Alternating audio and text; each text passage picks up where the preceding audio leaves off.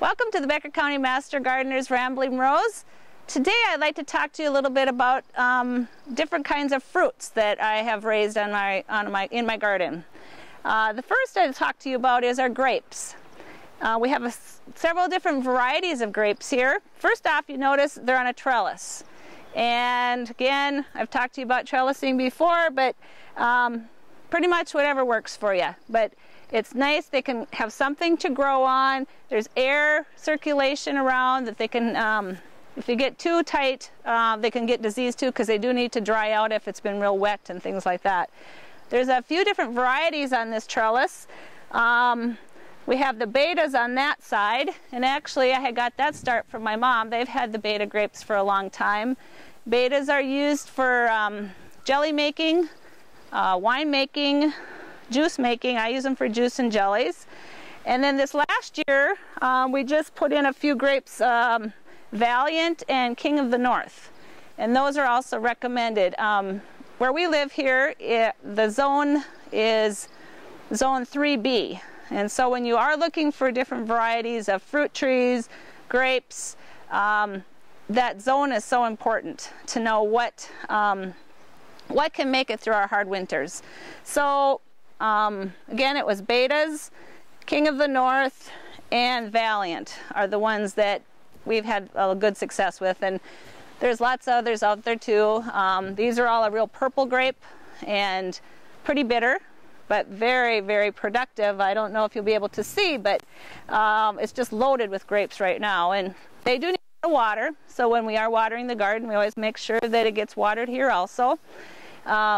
In your vegetable garden for watering, it's recommended, depending upon the growth of the plants, but 1 inch per week, and that would be by rain or irrigation, watering with your sprinklers. But you know, when it's getting close to harvest and it's really putting on the fruit, it might need more. You'll just kind of have to pay attention to that. If you have a lot of hot, dry winds, that will dry it out too. You don't want to just water little bits at a time. You know, just water for an hour or 10 minutes or whatever, because it just makes shallow roots in your plants. So if you can water, have a good watering, it makes the roots go down. So that's about all I'm going to talk to you about grapes. I'm next going to talk to you about garden huckleberries. Garden huckleberries are an unusual crop, something new for me besides. They need to be started in the house like in April. When these were set out, they were probably 3 to 4 inches tall.